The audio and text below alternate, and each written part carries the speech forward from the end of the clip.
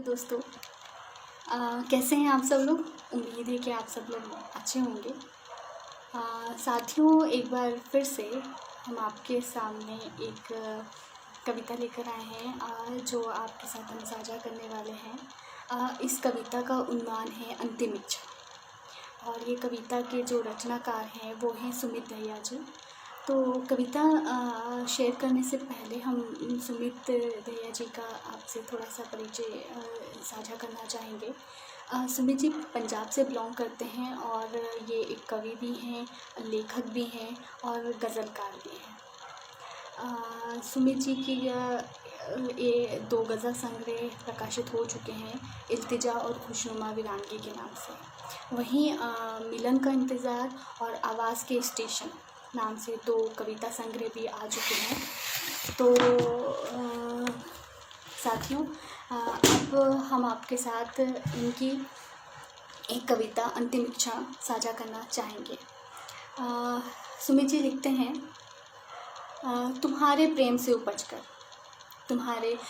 उपजकर मैं अनेक रिश्तों की खरपतवार नहीं बनना चाहता। तुम्हारे प्रेम से उपजकर मैं अनेक रिश्तों की खरपतवार नहीं बनना चाहता, इसलिए उग रहा हूँ भविष्य की ओर। तुम्हारे प्रेम से उपजकर मैं अनेक रिश्तों की खरपतवार नहीं बनना चाहता, इसलिए उग रहा हूँ भविष्य की ओर। मेरे हृदय के पायदान में अटकी धूल का प्रत्येक कण गवाह है तुम्हारे आने जाने का। और इन स्मृतियों में जब जब विवेक आता है मैं अचानक चौंक पड़ता हूँ। जैसे मध्यम रोशनी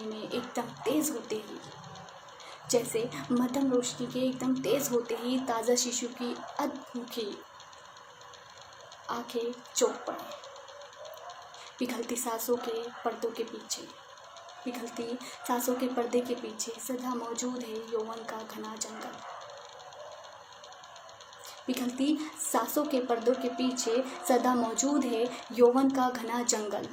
हाँ, तहकीकात इस बात की होती है कि आज का तथाकथित प्रेम है तो उसमें मौजूद प्राणी कितने हैं। अपने बचपन के दिनों में जब बाल्टी के साथ मैं कुएं में गिरता था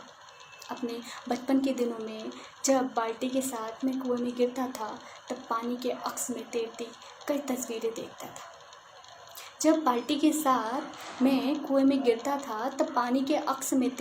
तस्वीरें देखता था। और महसूस करता था बहुत सारे शीर्ष प्रेम जागरण। जिन हाथों ने इन जलीय स्पर्श की बादशाहत को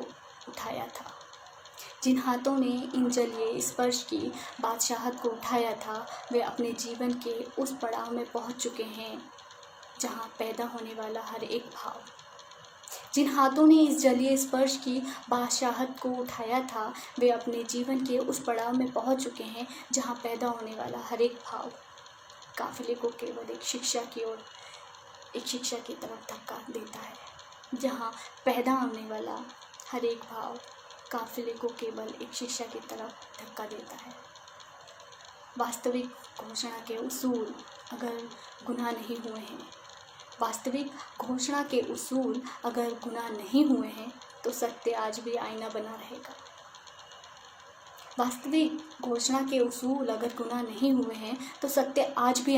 रहेगा। और उसके अंदर तैरती परछाइयों के कई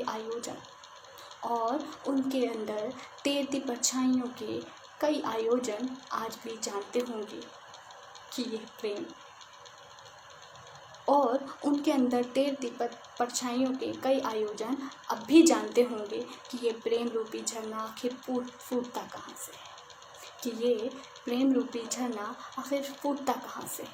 ये ओस की बूंदों का प्रथम सौभाग्य छूटता कहाँ से। मेरे अंदर उमड़ते भावनाओं के कई इनकलाब जब ये पूछने आते हैं कि तुम कविता लिखते क्यों हो, मेरे अंदर उमड़ते भावनाओं के कई इनकलाब जब ये पूछने आते हैं कि तुम कविता लिखते क्यों हो, तो उनसे हर बार यही सवाल करता हूँ, कभी ये भी तो पूछो कि मैं कविता पढ़ता क्यों हूँ। सुनो, अभी इकट्ठा मत करना अहाते के बाहर टपके उस अज्ञात पसीने को। सुनो, अभी इकट्ठा मत करना अहाते के बाहर टपके उस अज्ञात पसीने को, क्योंकि एक अरसे बाद वहाँ ज़रूर कोई आएगा, उन विचलित उदास बूंदों में पड़ी तुम्हारी अंतिम इच्छा सुनने। उम्मीद करती हूँ साथियों आपको ये कविता अच्छी लगी होगी और बहुत गहरे भाव लिए ये कविता है।